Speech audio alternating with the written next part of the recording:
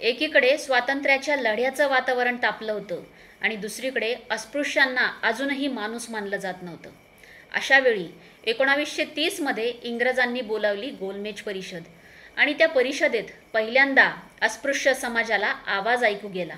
तो आवाज म्हणजे डॉक्टर बाबासाहेब आंबेडकर. आज आपण या ऐतिहासिक क्षणांची कथा उलगडणार आहोत. चला तर मग.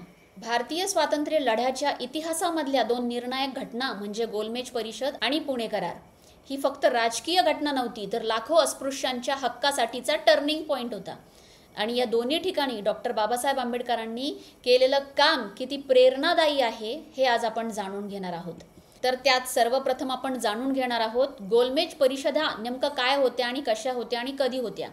तर इंग्रज सरकारने भारतासाठी नवं संविधान तयार करण्यासाठी लंडनमध्ये 3 गोलमेज परिषदांचं आयोजन केलं होतं. तर त्यातली पहिली परिषद झाली ती नोव्हेंबर 1930 ते जानेवारी 1931च्या दरम्यान. यात जवळपास 89 प्रतिनिधी होते. त्यात प्रिन्सली स्टेट्स, मुस्लिम लीग, ख्रिश्चन, शीख, महिला प्रतिनिधी आणि कामगार गट होता. पण काँग्रेसचा बहिष्कार असल्यामुळे काँग्रेसमधून कोणीही आलं नसल्यामुळे ही परिषद अपुरी ठरली. मात्र अस्पृश्य समाजाचं प्रतिनिधित्व करण्यासाठी डॉक्टर बाबासाहेब आंबेडकर उपस्थित होते. त्यांनी इंग्रजांना स्पष्ट सांगितलं, आम्ही बहुसंख्य हिंदूंचा भाग नाही, कारण समाजाने आम्हाला कधीच माणूस म्हणून मानलं नाही.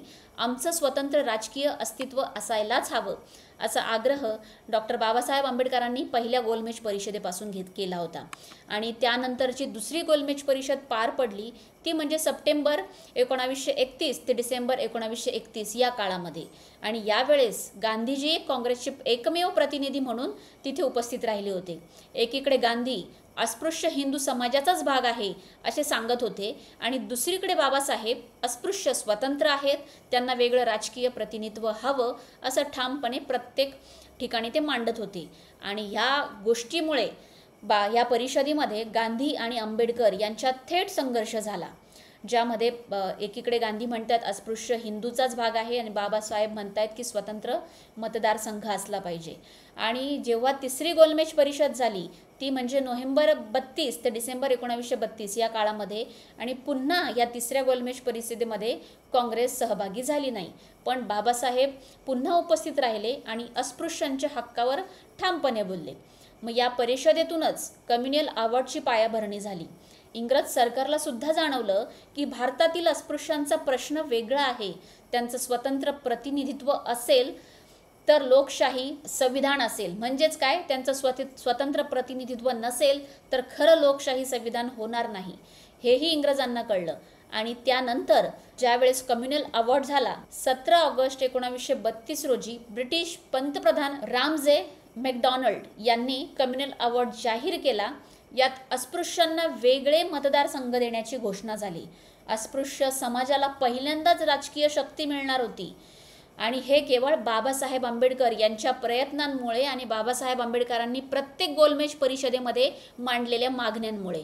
पण ही मागणी मिळूनही किंवा अस्पृश्यांना राजकीय शक्तीचं जी मिळणार होती त्याच्यामध्ये गांधीजींनी त्याला तीव्र विरोध केला, कारण त्यांच्या मते यामुळे हिंदू समाजात कायमची फूट पडेल असं त्यांना वाटलं आणि त्यांनी तो विरोध कायम ठेवला.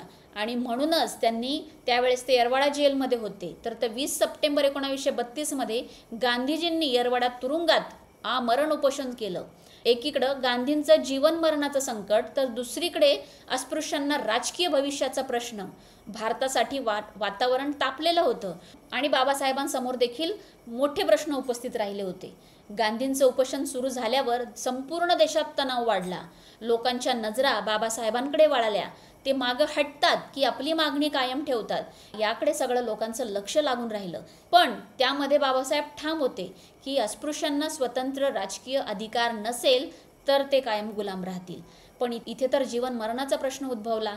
जर गांधींचं प्राण गेलं तर अस्पृश्य समाजाला प्रचंड विरोधाला सामोरं जावं लागल, हे देखील बाबासाहेब जाणून होते. मग हा क्षण बाबासाहेबांसाठी अत्यंत वेदनादायी, ऐतिहासिक आणि खूप प्रश्नार्थक स्वरूपाचा ठरला. आणि त्यामुळेच बाबासाहेबांना निर्णय देण्यासाठी खूप संकटांना सामोरं जावं लागलं, खूप विचार करावा लागला आणि अखेर 24 सप्टेंबर 1932 रोजी पुण्याच्या येरवडा कारागृहात गांधी आणि बाबासाहेबांमध्ये करार झाला. मग त्या करारामध्ये काय मुद्दे होते, तर सर्वप्रथम स्वतंत्र मतदारसंघ ऐवजी संयुक्त मतदारसंघ राहतील, पण अस्पृश्यांसाठी जागा मोठ्या प्रमाणात वाढल्या. म्हणजेच आधी ज्या 78 होत्या त्या 78 वरून 148 वाढवल्या. या जागांवर अस्पृश्य मतदारांनी प्राथमिक निवडणुकीत उमेदवार ठरवायचे, म्हणजे त्यांच्या प्रतिनिधित्वावर त्यांचाच प्रभाव राहणार. हा करार तडजोडीचा होताच, पण अस्पृश्यांच्या प्रतिनिधित्वाची पायाभरणी देखील ह्या करारामुळे झाली. पुढे संविधान सभेत आरक्षणाचा मुद्दा स्वीकारला गेला. यामागे पुणे करार हीच मूळ भूमिका होती. याच्यामध्ये प्रश्न असा उपस्थित होतो की पुणे करारामध्ये बाबासाहेबांचं योगदान इतकं प्रेरणादायी का, तर त्यामध्ये महत्त्वाचा विचार करण्यासारख्या बाबी म्हणजे त्यांनी अस्पृश्यांचा प्रश्न आंतरराष्ट्रीय व्यासपीठावर नेऊन पोहोचवला. गांधींशी थेट संघर्ष करून सुद्धा अस्पृश्यांच्या हक्कासाठी ते उभे राहिले. व्यक्तिगत टीका, दबाव आणि धमक्या सहन करून त्यांनी समाजाच्या भविष्यासाठी निर्णय घेतला. पुणे कराराने आरक्षणाचा मार्ग उघडला. आज शिक्षण, नोकरी, राजकारण या सर्व क्षेत्रात अस्पृश्यांना प्रतिनिधित्व आहे, ते बाबासाहेबांमुळेच. गोलमेज परिषदामध्ये बाबासाहेबांनी स्पष्ट केलं की लोकशाहीत प्रत्येक घटकाला न्याय प्रतिनिधित्व हवं आणि पुणे कराराने अस्पृश्य समाजासाठी या प्रतिनिधित्वाचा पाया घातला. म्हणूनच आपण म्हणतो डॉक्टर बाबासाहेब आंबेडकर हे फक्त संविधान निर्माते नाहीत, तर अस्पृश्यांच्या हक्काचे खरे मुक्तिदाता आहेत. मित्रांनो, गोलमेज परिषदेपासून ते पुणे करारापर्यंतचा प्रवास आपल्याला एक गोष्ट स्पष्ट दाखवतो की हक्क लढूनच मिळतात, कोणीही प्लेटमध्ये ठेवून देत नाही. गांधीजीच्या उपोषणाला दबाव असो वा समाजाच्या विरोधाचं वातावरण असो, बाबासाहेबांनी कधीच अस्पृश्य समाजाच्या अधिकारांवर तडजोड केली नाही. आज शिक्षणात, नोकरीत, राजकारणात जे प्रतिनिधित्व आपल्याला आहे ते या पुणे करारामुळेच शक्य झालं. विचार करा, जर बाबासाहेब नसते तर किती पिढ्या अजूनही दारिद्र्यात, अंधारात राहिल्या असत्या. म्हणूनच बाबासाहेब फक्त भूतकाळातील व्यक्ती नाही, ते आजही लढण्याची, उठण्याची आणि आपल्याला हक्क देण्याची प्रेरणा देतात. आणि म्हणून अभिमानाने म्हणा, जय भीम. जर हा व्हिडिओ माहितीपूर्ण वाटला असेल तर नक्कीच लाईक करा, शेअर करा, सबस्क्राईब करा, फॉलो करा, कारण पुढच्या भागात आपण जाणून घेणार आहोत भारतीय संविधानात आरक्षणाची तरतूद नेमकी कशी आली. तर भेटूयात पुढच्या भागामध्ये.